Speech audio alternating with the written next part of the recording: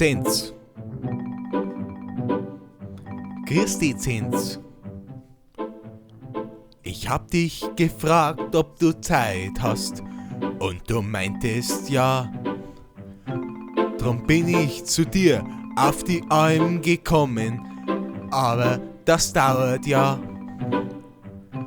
Denn auch wenn dein Berg so klein ist, ist meine Wampe doch so groß.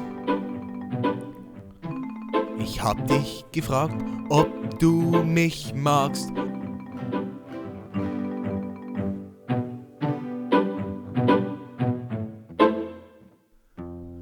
Grüß dich, Zenz, ich hab dich so vermisst, wie wir uns haben hintern Stodel haben geküsst.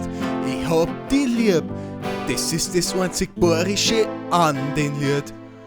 Oh Zenz, du bist so schön, daran muss ich mich gewöhnen, das geht mir gar nicht ein.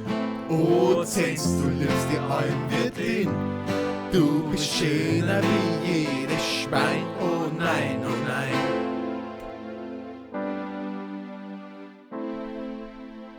Radio, radio. Bum, bum, bum, bum. Bum, bum, bum, bum, bum. Grüß dich, ich bin der Erwin. In meinem Namen steht schon Win. Win, das heißt gewonnen. Nur blöd, dass ich nicht der Erwin bin.